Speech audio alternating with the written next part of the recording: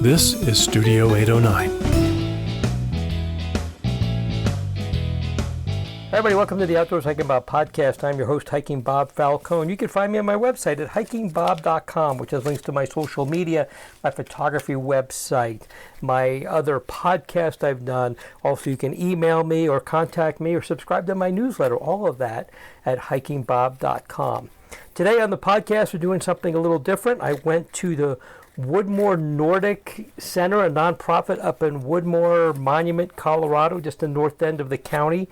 Here, a few-minute drive up the road from Colorado Springs to try out cross-country skiing with the main guy there, Michael Brothers, who's been wanting me to go give cross-country skiing a try. It's something I've never done, so we go give it a try.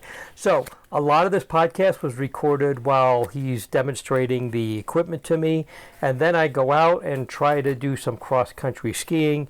I didn't record that because I was trying to hold on to two ski poles and a microphone and a recorder while also falling on my butt was kind of a complicated thing to do, but we do come back and we talk about it. And then we talk a little bit more about what the Nordic Ski Center does up there, the Nordic Center does. So we'll talk about that a little bit. There's got to be a little uneven in the audio. I'll try to fix that up as much as I can to make it easy on your ears. But I think you'll enjoy this podcast, so give a listen.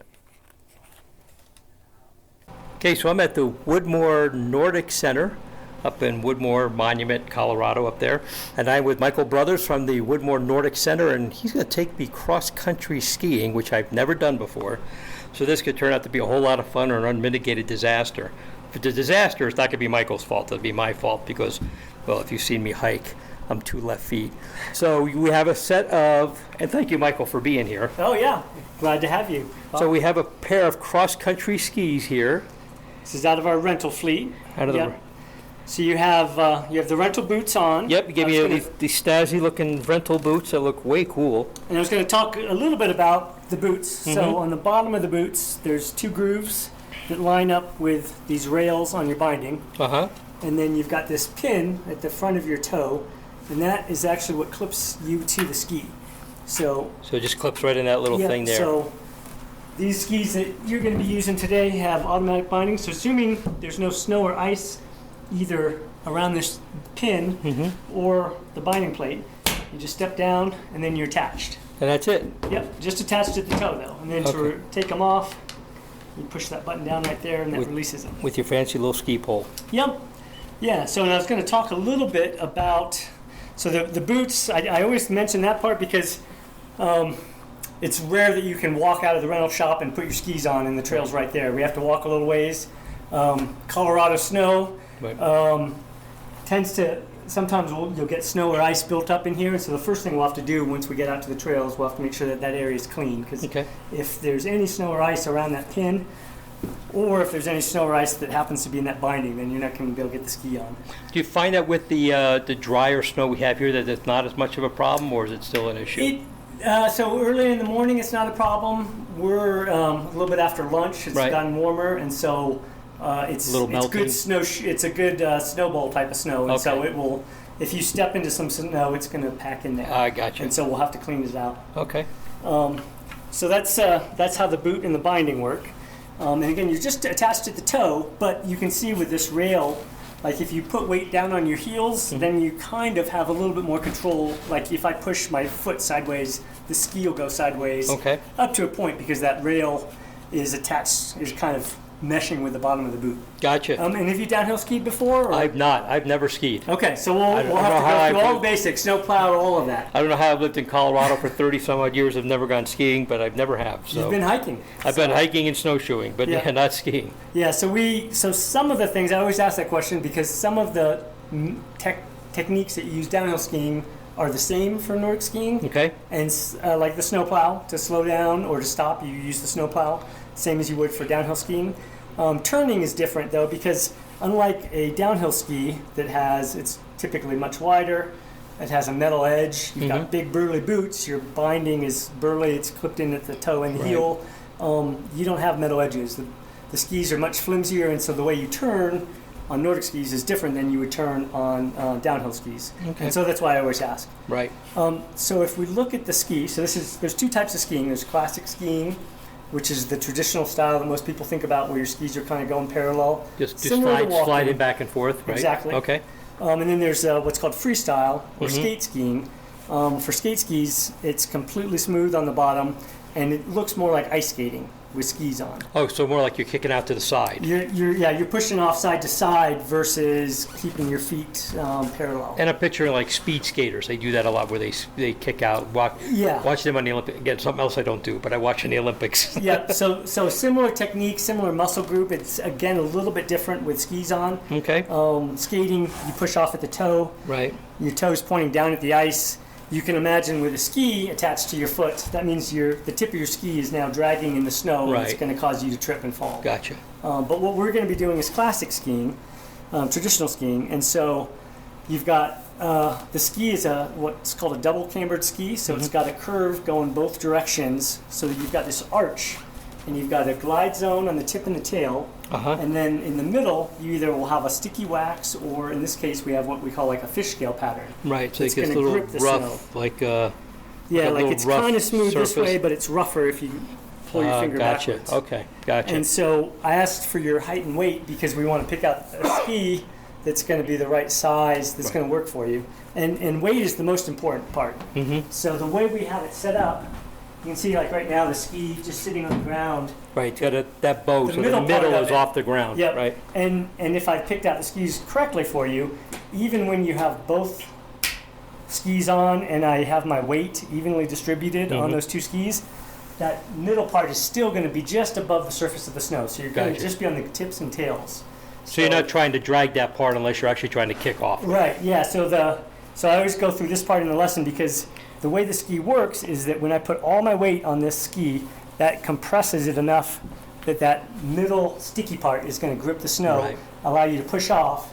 But if I have my weight evenly distributed between both skis, I could double pull and that part is not slowing That middle down. part comes up. Gotcha. Yep. That makes sense. Okay. So if you get out there and you feel like it's dragging even when you're double pulling, when you have your weight on both skis, that means that we needed to go with a slightly stiffer ski. Okay. And if you can never get any push off, that means the ski's too stiff. We picked out a ski that was for someone even heavier, and we need to go with a smaller ski.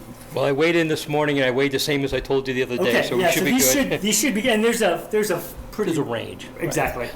Sort of like snowshoes, too. You buy Yeah. them for your weight with Yep. everything you have on, and you kind of go with that. Yeah, based on surface area, how big Right. it needs to be, and what type of snow you're going to be on. Gotcha. So I go through that just to explain it because I find if people are having trouble kicking off, maybe it's just because they're not putting all their weight on that. So you do have need to to- shift to one leg or You're the other as you're constantly- kicking off. Yeah, I mean, and you're going to get the best grip if you can get all your weight onto that one foot for just a moment to push off, and then the best glide if you've got your weight evenly distributed between the two. Yeah. You realize you're asking me to do two things at once, is to shift to one side and kick off. Maybe past my capabilities, Yeah. but we'll Well, see how it goes. And so for classic skiing, I mean, you'll see that you can kind of shuffle along. You don't have to have all your weight on it, and it should grip. I picked out a pair that should be pretty forgiving. My guess is when I get on these, I'll figure this out pretty quickly. I think so. Any questions about the skis? Boots, No, it looked pretty simple. So actually, poles we haven't discussed yet. But so I want to talk about poles real quick. Uh-huh. So for downhill skiing or snowshoeing, typically you want your poles to be roughly like a 90-degree angle. Right. For classic skiing, you want your poles to be, and these are picked out for you, but you want them to be between your armpit and your shoulder. Okay, so And you want that's them... actually when you're standing on the skis and when the basket is in the snow. So right now, they would come up to about here. Okay. The other thing that I like to point out is, so for downhill skiing, the only reason you have this strap is so that if you fall, you don't lose your pole. Right. But for cross-country skiing, there's a little more to it. So you actually, you want to have this so that you have your hand go up through the bottom, and these straps are adjustable. Gotcha. And ideally, you have it set up that with your glove, you have just enough room to pivot your hand. Right. And so then you actually don't even have to hold on to the pole. Like when I pull, I'm pulling down on that strap, I'm moving forward. When I get to here, it'll just kind of slide right back. So that's kind of like with hiking poles. You loop them that way so that you're using them the whole lot. You're not having to. I mean, you're already doing enough exercise. You don't need to be constantly gripping the pole. Let the strap do its job. Gotcha. So that's the only other trick that I always mention. And then if we were skate skiing, the poles would actually be between your chin and your nose. Even taller. Even taller. Okay. Any questions with the gear? Okay. This looks like I'm ready to do this. I've never done this, and give it a try. Grab my gloves. We'll get your other ski and pole, because it'd be really hard to do it with just one of each. So it'll be interesting.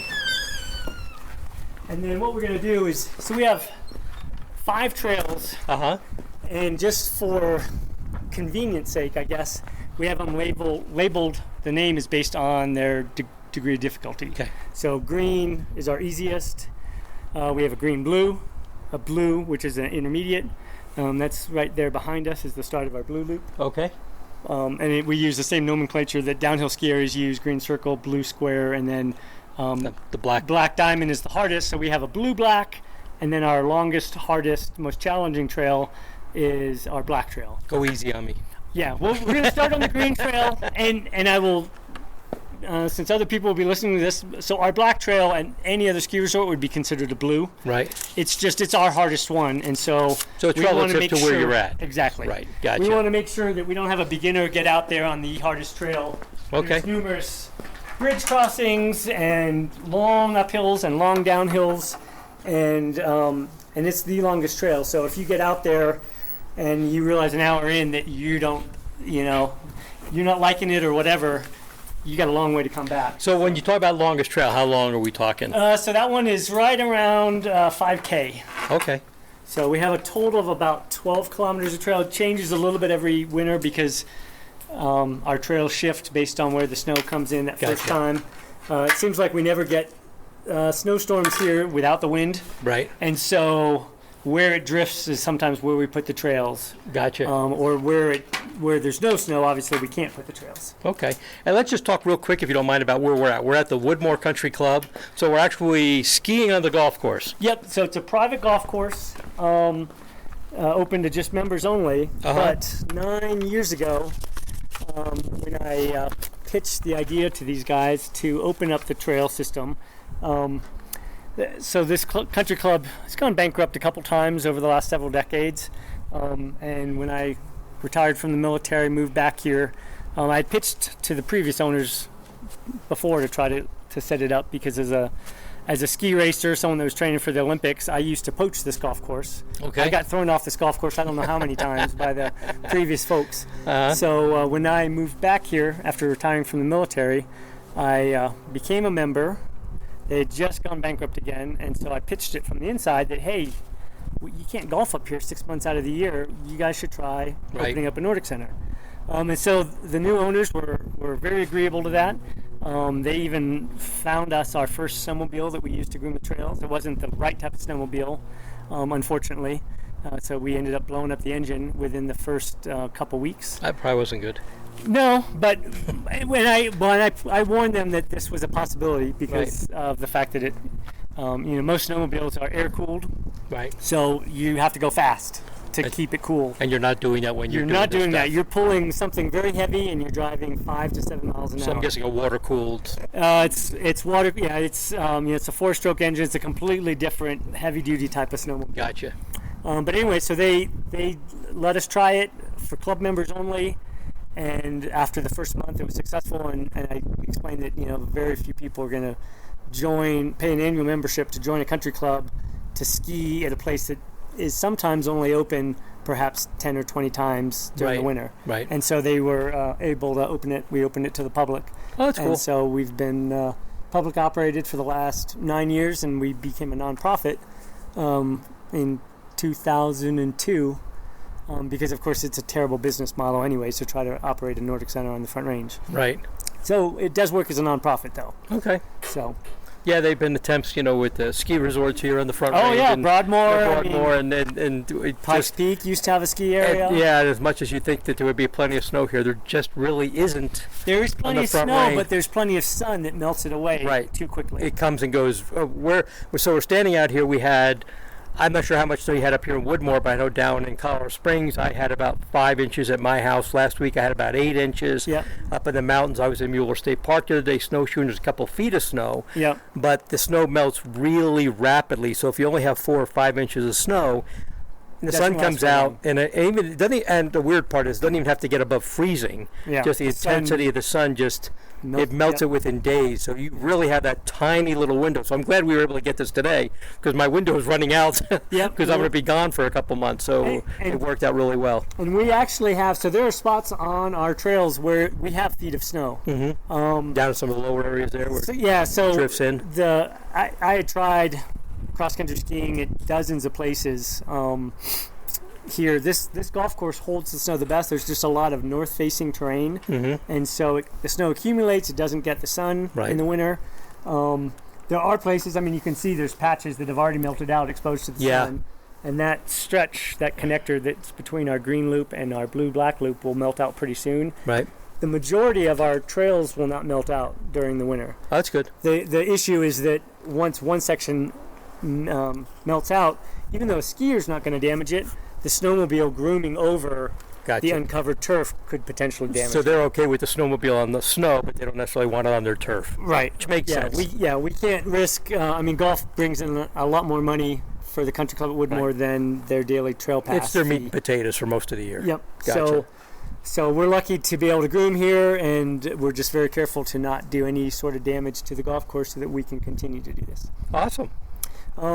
So if you're ready, we're going to walk just up the road a little ways to get to our green loop. Okay. Because I don't want a beginner starting on our blue-black trail. No, don't do that to me. Especially since it's kind of warm. Okay. So I will... All right. Well, I'm going to turn this thing off, and we'll get started here in just a second. Yeah, and we can start back up with that once we get up there if you'd like. All righty. Sounds good. All right, Michael. I am in the skis. Yep. Still standing, so I must be doing something right. Yep, you're not doing anything wrong yet. So. No, that's a good sign. And usually, so far it's above par for me. So far we're doing good. So what do we do next from here? Okay, so before we even start moving, I want to just introduce a couple basic techniques. Okay. And also just get you kind of comfortable with the skis. So the first thing to notice, and it's going to be, maybe I should hold the microphone. Okay. So you can put a pole in each hand. So if you've downhill skied, which I know you haven't, but this feels super lightweight compared to downhill skiing. Okay. So I'd like everyone to kind of get comfortable with just the feel of the skis. Right. And whenever you're skiing, you're also going to be have kind of a bit of an athletic stance. So you want to have a slight bend at your ankles, bend at the ankles, knees, okay. hips. You kind of want to be loose in all of those areas so that you can kind of absorb bumps or be kind of ready. Okay. So the first thing I always like to talk about is how to slow down or how to stop. Probably pretty important. It's good to know. You don't want to realize that you're going too fast that you don't know how to stop. Yeah. And it's just like downhill skiing. So there's something called the snowplow, or what some in the kids' lessons they say like making pizza. So go and put your feet a little further apart. The toes, the tips of your skis, kind of pointing towards each other. Okay. Okay, now go ahead and try to imagine you've got a basketball between your knees and squeeze that basketball. Okay. And then at the same time, if you were to kind of push out with the outside of your heels, you can see what that does is that picks up the outside edges of my skis, and the inside edges are gripping the snow. Yeah, I was sliding around before, but now I'm not moving at all. Yep. So when you're skiing along, if I'm going too fast, I just get into that pizza position, snowplow, and then I slowly push out with my heels and kind of squeeze in with my knees. Right. And that will engage because that wedge is kind of, counteracting gravity. Right. That's got me solid there. Yeah. Okay. So, and just like driving a car, you don't want to slam on the brakes. Same thing with the snowplow. You kind of get into that position with the skis still sort of flat, and then you kind of modulate how much you're squeezing your knees in, pushing out with the heels. Okay. How wide that snowplow is to slow yourself down. Okay. It's also worth noting if I push harder with one leg, if I push harder with my right leg, it's going to help me turn left. Okay. And if I push harder with the left leg, it's going to help me turn right. So if we come across, and we probably won't on the trail today, a downhill that's got a little bit of a turn, that's how you would stay on the trail, is you push a little harder with one side or the other. Okay. So the second thing that I talk about, and so that technique is the same as you would use for downhill skiing. Gotcha. Turning is different. On downhill skis, you have big metal edges. You can lean and you can Kind of turn. dig in and let them turn. Okay. Yeah, it does. It is doable with Nordic skis, but it's much, much harder. But Nordic skis are so light that all you really have to do is you just pick up the ski. So if I'm going around this corner and it's a slight downhill, I'm just going to pick up the ski. So I'm turning to the left, so I want to pick up my left ski first and then bring my right ski back to parallel, and then I just keep shuffling my feet along. Okay. Key thing is to always start with the inside ski, because if you start with the outside ski, you're going to cross your tips and you're going to fall. So I'll demonstrate it real quick, and then we'll just do a little circle right here. So I'm going down the trail, and I'm just going to pick up my skis, staying centered on the trail. And this is a pretty flat spot. It's a good place where you can you have to be a little careful that your skis don't slide backwards, but just trying to do a circle. And again, you can do big steps or you can do smaller steps. Smaller steps are probably the safer thing, but just to kind of get the feel of how easy it is to move your skis. Okay. And so that's how you turn. Now, let me hand this back to you. Okay. I won't have you demonstrate this because you may get the opportunity to do it before the day is done. But the last thing I like to cover before we get going is if you fall. He's showing me how to So fall. we talked about it a little bit. Like, if you fall, the first thing you want to do is get your skis sideways to the hill. Okay. So it could be, I would have to flip over. You can kind of adjust your position, but you want to get your skis sideways to the hill, so they're not going to want to slide forward or back. Right. And once I have them parallel like this, I'm going to take a hand on the ski, on the snow side, and just take a little weight off that ski to be able to slide this foot back. And then get your knee under it. Yep, so I've got a knee, and then it's pretty easy either with or without poles to stand back up. So the big trick is when you fall, you're probably going to end up with your skis on opposite sides of you. It could be, So you want to get them both on the same side. Okay, so get on your side, get your skis on the same side of your body, and then make sure that they're, and then you're not doing it just when you slide. You don't want to get up and just start taking off down the hill. exactly, It could be you a get bad partway thing. up and your skis are sliding out from underneath you. Right. And of course, it's a little bit more challenging if it happens to be in deep powder, because you may not be able to reach the ground with your hand. You may have to use your pole. Gotcha. The deepest spot we have out here is maybe 18 inches, so Okay. we should be fine. All right. Any questions on any of those basic skills? Not yet, Okay, but I'm probably going to have some. so we'll start out on a green loop, and you'll notice that you have a wide groomed section that's primarily wide for skate skiers, although it's also open to classic skiers. And then on the side of the trail, you've got classic tracks, Okay. which is kind of like railroad tracks for the classic skiers. So Gotcha. you can get your skis in those tracks, and you can become the motor, and the trail will help kind of guide your skis. One less thing to think about. However, skate skiers will hop in the classic tracks to double pole. Classic skiers can hop out into the skate track. Sometimes the classic track, because everyone's going over it, it ices up first. Gotcha. And so that means it's nice and slippery for downhills, but going up the hill, that grip on the bottom of our ski may not grip as well as it would outside of the tracks. And so a lot of times classic skiers will hop out of the tracks and get in the wider skate lane, just because their skis will get better grip. So Okay. they can keep moving. Well, I'm going to follow you, or at least follow your example, Okay. and see how this goes. So we're going to...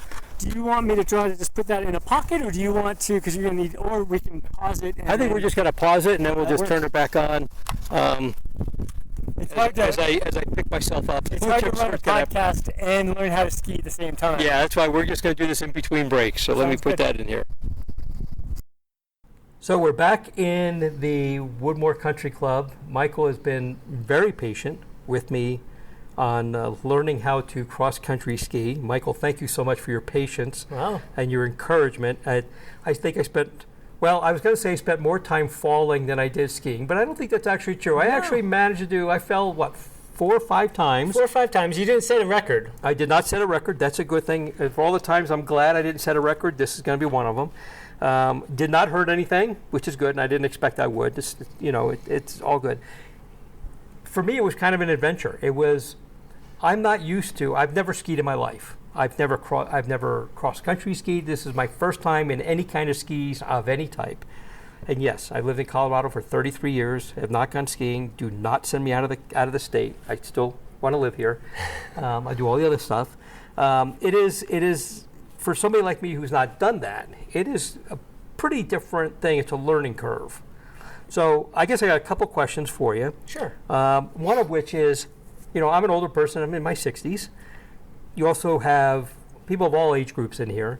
Do you find that somebody older like me is harder to teach, or like somebody younger who's going into it not afraid to hurt themselves? And younger people will still bounce. I tell people I don't bounce, I just go thud. Yeah. Do you find it's easier to teach younger people, older people? Does it matter? What do you think? There's definitely some benefits of learning younger, I think. But there's been plenty of folks that have come in that, downhill skied, in that case, most of their life, and then have gotten to the point where they just can't take the risks that come with downhill skiing anymore, right. And they have picked up cross-country skiing. Okay. And so with some sort of sliding on snow experience, it's a little easier to learn. Right. But it really does vary from person to person. Okay. The hardest part is always that first day. I mean, you kind of felt it. I mean, just feeling sliding down a hill and trying to stay stable on your skis, right. Takes a certain amount of balance that you don't normally get challenged with, right. Wearing shoes on hard dirt or hard ground. Once you get over that, and you had improved quite a bit from the end of the lesson to the beginning of the lesson. So I have no doubt within a couple, if you were to come out a couple more times, once you pick that piece up, then you would do great. And that's the nice thing about this sport is there are people I know that are still cross-country skiing, in their 90s and even, close to 100 years old. People I want to be like. Yeah, because, you're not moving fast. Right. You've got usually soft snow. You can control when you come to the trails. You obviously avoid afternoons when it's slick or icy. Right. But it's no impact exercise as long as you don't fall down. Then there's an impact. But once you get over, the basic, being stable on the skis, having the balance. Sure. It's a great lifetime sport. Yeah, it was. I'm like, it was definitely way out of my comfort zone. Like I said, I've never done this before. I'm used to walking on my 2 feet, snowshoeing, big, wide, long snowshoes, very stable, that kind of thing. So it was very different for me. But I was getting a little more comfortable. And the last 2 times I fell was literally a little steep of a downhill. It's afternoon. It was a south-facing slope. It's a little icy. Yeah. So I probably, if I didn't try to wrap my mind around it and just probably relaxed a little bit, probably would have been just fine. Yeah. It wasn't like I was going to be going down 100 miles an hour for a mile or anything. Right. It was probably 20 feet. But, I'm thinking about it, and I'm tensing up, and then you're not. Yeah, and I feel like I'm going fast, and probably I felt like I was going a whole lot faster than I really was. So, it's a matter of getting in the comfort. I felt really cool about it. It was kind of neat to do. And I think we could have, so knowing what I know now, like we've talked about, I would have picked out a slightly different gear for you that would have felt more grippy, less glidey. You're talking about a little and wider, more stable, a little wider, a little shorter. So they would felt a little better. So all that would have been cool. But hey, you got to start with something, right? And we started with what I gave you some information beforehand, so you knew kind of what to have for me. It felt very comfortable. You were really good at just making me feel like, well, you're not what you tell me. I wasn't the worst student you have, which is good. I also was not the best. I was your best student. I feel really bad. You're not ready for the Olympics yet. Oh, that's never going to happen. That's absolutely never going to happen. So this is kind of cool. So we're out here on a golf course doing this thing. I've never heard of this, but you were telling me when we were out there, you picking me up most of the time, that this is not unusual for a golf course, a country club like this to be repurposed for cross-country, which I'd never heard of, because I always envisioned, we don't want anybody out there touching the lawn, the grass, the turf, whatever they call it, the greens, that they spend a lot of time And money, grooming, so people come out here for a great golfing experience during the better part of during the golfing season. But this is not unusual. No, so it is one of the challenges that we had to overcome here, because they told me the same thing. But I've literally skied on probably hundreds of golf courses that turn into Nordic centers in the winter. Okay. And so the trick really is just making sure that the people that are grooming the trails, making the ski trails, understand, what potential damage they would be doing to the turf underneath. And so when the snow gets too thin, even though skiers wouldn't damage the trail, our grooming equipment could. The stuff to prep it. To prep it, yeah. You've got the snowmobile. You don't want that to be driving over greens. So we obviously avoid the tee boxes and the actual greens. We stick mainly to the fairways, where you've just got grass underneath. And the only as long as there's enough snow, the only other risk to the golf course is that it can push the permafrost level down a little bit deeper, apparently. So if they have any irrigation pipes under there that they haven't, say, drained, you would have a potential of a busted pipe. But I would probably say more than a dozen ski areas just here in Colorado, mostly up in the mountains, but that operate, a Nordic center in the winter, and it's a golf course in the summer. And we talked about the front range. For people who are not from here, don't realize that the front range where we're at, the east side of the mountains, literally where the plains run into the mountains, doesn't get a lot of snow. It doesn't get nearly as much of snow as people who are not from here think we get. I still hear, how much snow did you get? I had about 2 inches and it melted. What? You live in Colorado. Well, if I lived at, in the mountains, go west another 100 miles, it'd be entirely different. So we don't get that much snow here, but snow we get here melts off pretty quickly, as we've seen. It's literally snowed the day before yesterday. And I had about 4 to 5 inches, and you had more here. We had close to a foot. Being close by the Palmer Divide, we tend to get more snow. A good 1,000 feet higher than Colorado Springs. Yeah, we're at about 7,300 feet right here. But we still have the 300 days of sunshine and the warmer temperatures. And at that altitude and with the bright sun and everything, it melts pretty quickly. And when I've talked to people about going snowshoeing, like I went to Mueller State Park. Why? Because they had 2 feet of snow. There's a lot of cushion there. You need about 6 to 8 inches of snow to go snowshoeing. But you were telling me you need a whole lot less than that to do cross-country skiing, which is why you can do it here. Yeah, especially being on the golf course. Really, with half an inch of snow, you could be out there skiing on the golf course, and it would be pretty good. We need 2 to 3 inches at least to groom the trails with the snowmobile so that the grooming equipment doesn't damage the golf course. But yeah, minimal snow, and we're able to open. And then, as we skied today, there's a couple spots where it's almost melted all the way back to grass. But if you're okay navigating that one thin stretch to get back to where the good snow is, you can still ski. So our limiting factor becomes, whether we can drive the snowmobile and the grooming equipment over to keep it groomed nicely so that it's smooth for the skiers the next day. Gotcha. A day like today, if we have people out there when it's really warm, they're going to leave kind of ruts in the snow, and then it's going to freeze overnight.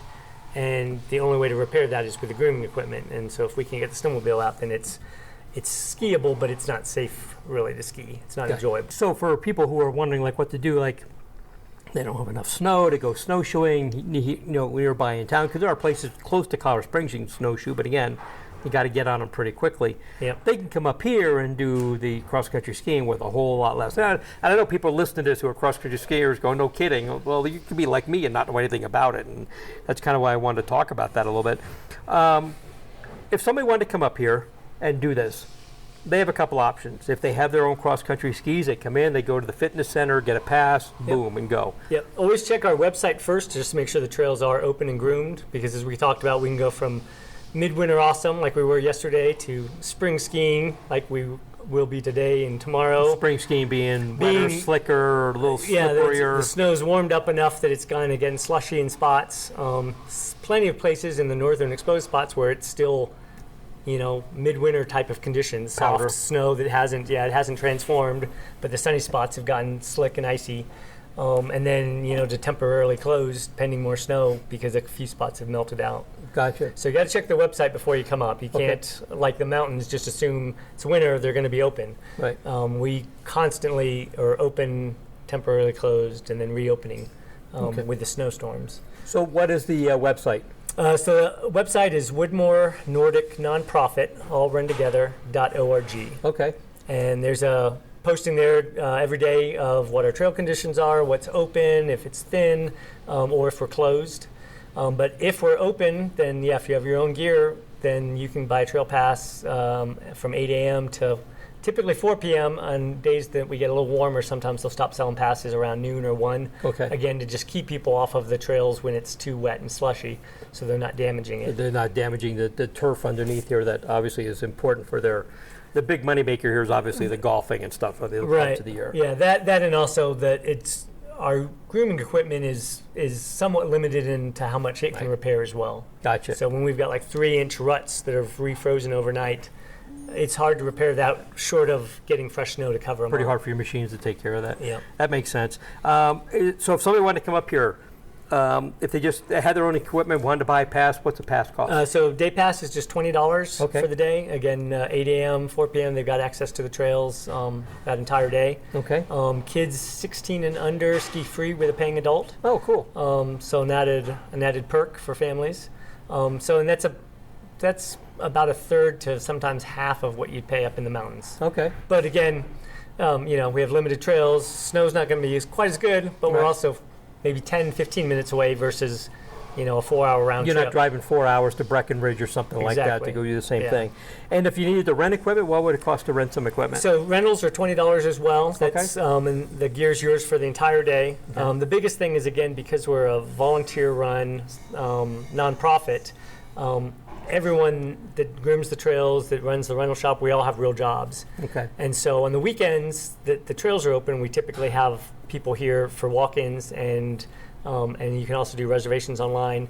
And if it's midweek, you have to reserve them online. Okay.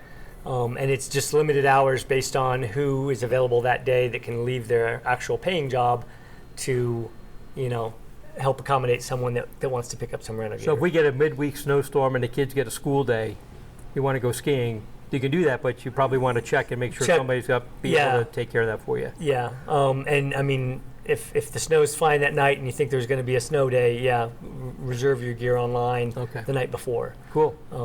And we have someone set aside usually for at least an hour and a half to 2 hour window, typically in the morning when the snow is the best for skiing. Right.